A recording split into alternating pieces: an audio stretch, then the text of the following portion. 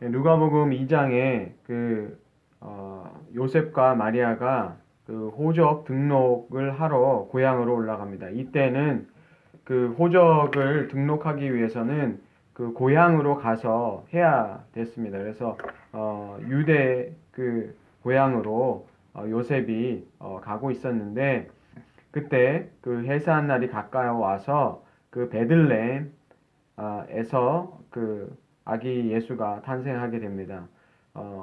이 베들레헴은 그 미가서에서 또 예언한 대로 바로 그 다윗의 고향에서 바로 예수님께서 태어나신 거죠. 그러니까 베들레헴이 그 다윗의 성인데, 어, 예수님께서 그 다윗 왕과 같이 영원한 왕을 이스라엘의 왕으로서 그 베들레헴에서 태어나시게 된 것이 예언된 것이죠. 그래서 예수님께서 태어나신 곳이 베들레헴입니다. 베들레헴은 원래 그 뜻은 그 빵집입니다. 빵집. 뜻은 그런데 이 베들레헴 속에도 우리가 요한복음에서 봤던 것처럼 예수님께서 하늘로부터 오신 빵, 그쵸? 그 빵으로서 이 땅에 그 생명으로 오신 그것을 그런 의미도 담고 있는 것 같아요. 베들레헴, 그 다윗의 성에서 나신 것도 그렇고 그 베들레헴의 그 뜻이 가지고 있는 그런 의미를 봤을 때 주님께서 이 땅에 그 생명의 빵으로 오신 그것도 우리가 볼 수 있는 것 같습니다. 그래서 예수님께서 태어나신 곳이, 그쵸? 그렇게 우리가 생각하는 그런 곳에서 태어나신 것이 아니라 여관에 있을 곳이 없어서, 그쵸? 구유에 누이시게 되었죠. 그러니까 이 이스라엘의 그 지배 구조들이 보면 이 가축하고 이 집하고 거의 붙어 있는 그런 구조예요. 그러니까 축사가 따로 떨어져서 있는 그런 축사가 아니라 그 집 안에 이 부엌하고 이 축사가 붙어 있는 그런 구조로 되어 있었다고 해요. 그러니까 저도 어렸을 때 옛날 그 강원도 시골에 살 때 저도 시골이었지만 제 친구들 중에 더 시골인 애들이 있었어요. 근데 그 친구 집에서 잠을 잤는데 놀러 가서 정말 그렇게 돼 있더라고요. 예. 집 안에 가축도 같이 있어요. 그러니까 부엌의 옆에 바로 가축도 같이 있는 거죠. 그러니까 거의 붙어 있는 한 지붕 아래에, 물론 이렇게 나눠져 있지만 부엌으로 해서 나눠져 있지만 그 축사가 바로 옆에 붙어 있는, 그죠? 잘 때 그 이렇게 소가 이렇게 움직이는 소리, 그런 소리가 다 들립니다. 그러니까 그런 곳에서 예수님이 태어나신 거죠. 그래서 구유에 그 강포에 싸서 누이신 거죠. 그러니까 예수님께서 이 땅에 태어나실 때 가장 그 겸손하고 낮은 자의 그런 모습으로 태어나신 것을 우리가 알 수 있는데, 그 밤에 천사들이 목자를 찾아서 그들에게 예수님 그 구세주가 태어난 것을 알려주게 됩니다. 10절에 보면 천사가 이르되 무서워하지 말라, 보라 내가 온 백성에게 미칠 큰 기쁨의 좋은 소식을 너에게 전하노라.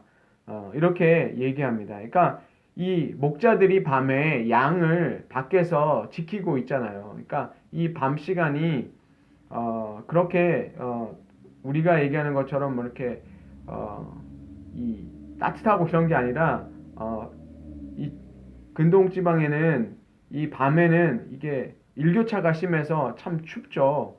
그래서 이 목자들이 밖에서 이 양을 치고 이런 것이 사실은 되게 힘든 일이었습니다. 그러니까 목자들이 이스라엘에서 가장 천한 그런 그 일 중에 하나였다라고 얘기를 해요.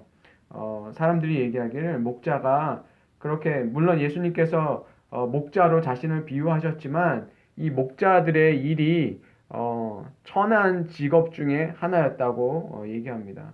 바로 그 사람들에게 바로 천사들이 와서 그 예수 그리스도의 탄생을 전하게 됩니다.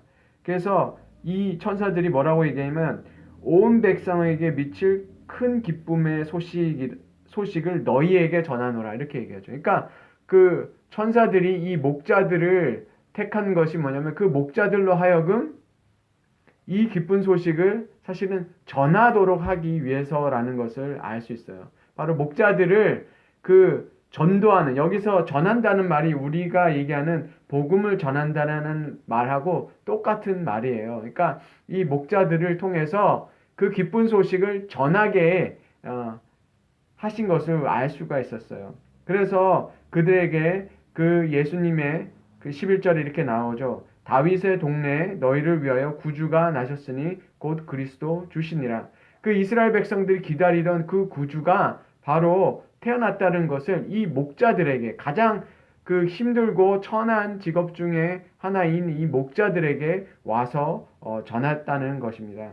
그러니까 복음에 보면 예수님의 탄생을 이 가장 천한 이 목자들에게도 알려주셨고, 예수님의 부활을 또 누구에게 처음 나타내 주셨어요? 여자에게. 여자는 증인으로 삼지도 않는다 그러죠. 예.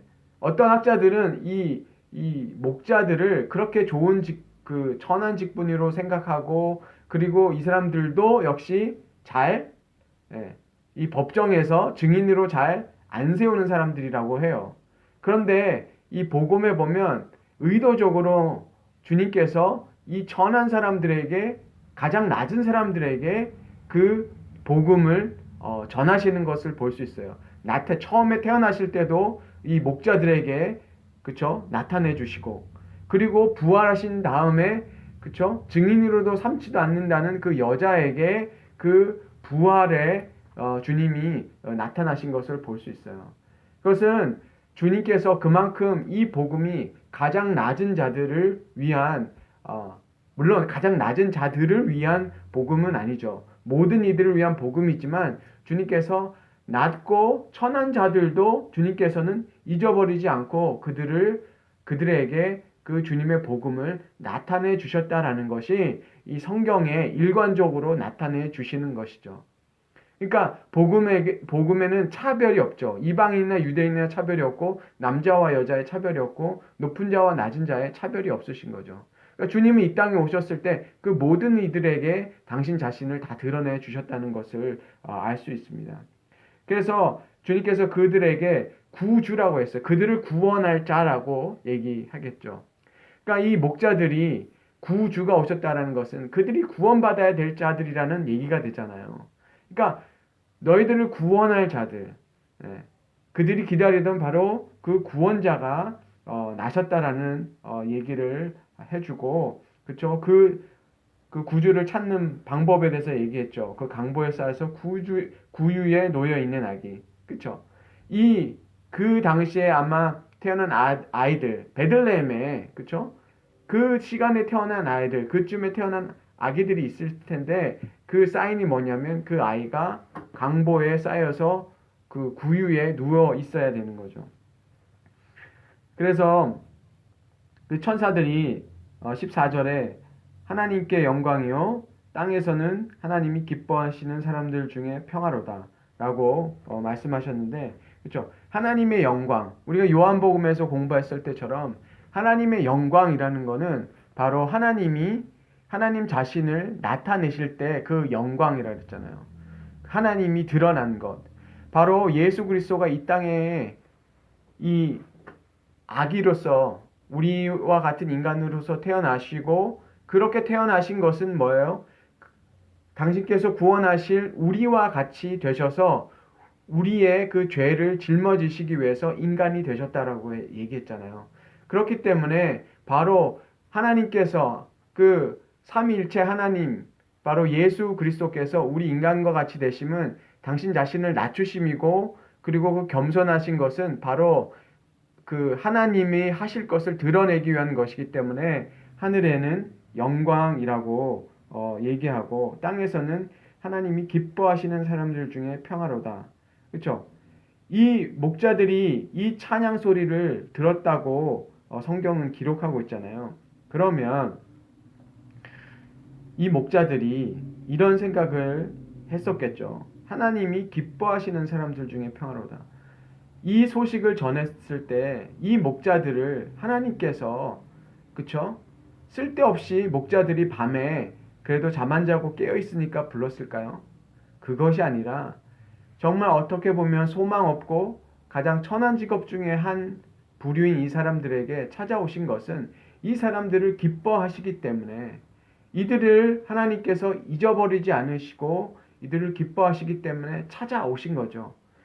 복음에 보면 주님께서는 늘 소외되고, 그쵸? 사마리아 여인 같이 정말 버려진 것 같은 여자, 아무도 좋아하지 않는 그런 버림받은 여자 같은 사람에게도 주님께서 찾아오시고, 그리고 오랜 질병을 가지고 정말 버려진 사람에게도 주님께서 찾아오시는 것처럼, 하나님께서 정말 그러한 기뻐하는 자들을 주님께서 찾아오셔서 그들에게 이 소식을 알려주신 거죠.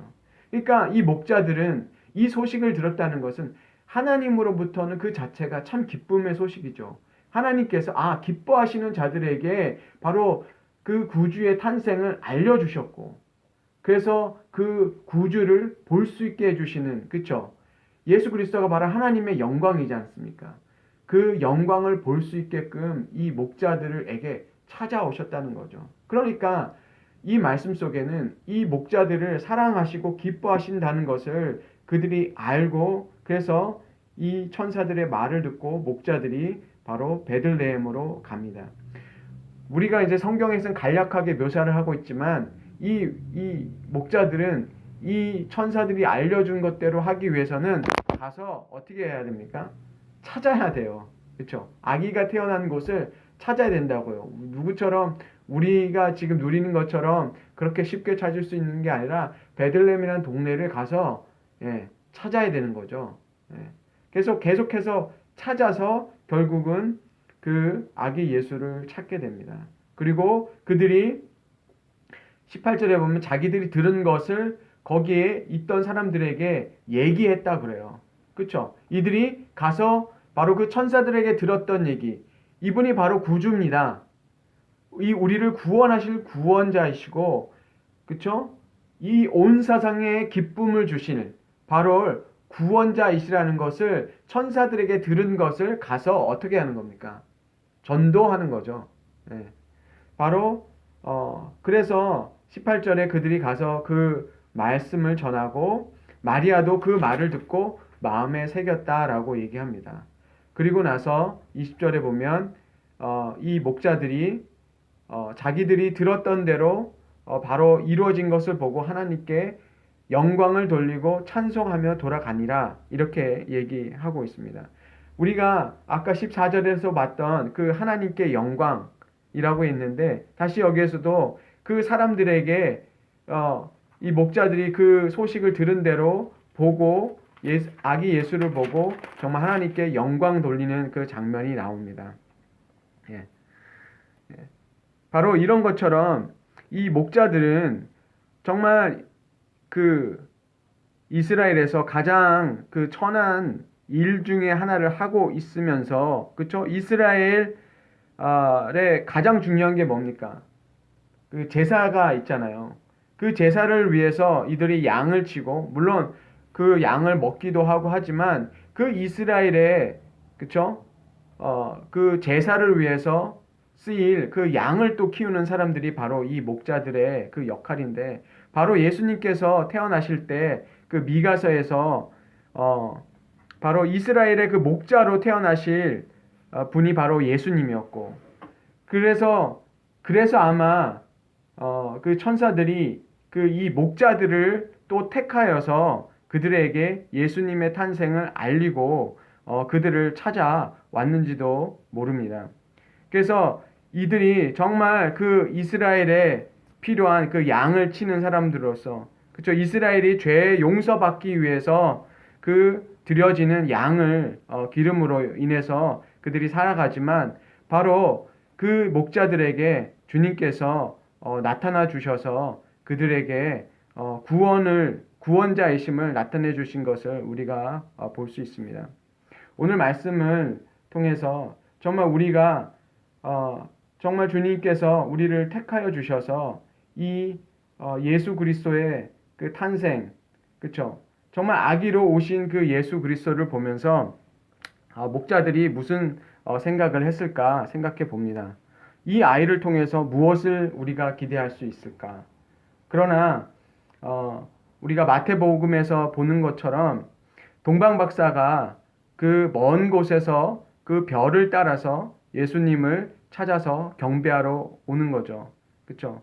바로 우리가 이 복음을 보면 주님께서 이방인들을 먼 곳에서도 불러서 그리스도를 유대의 왕이신 예수 그리스도를 찾아서 경배하도록 하시면서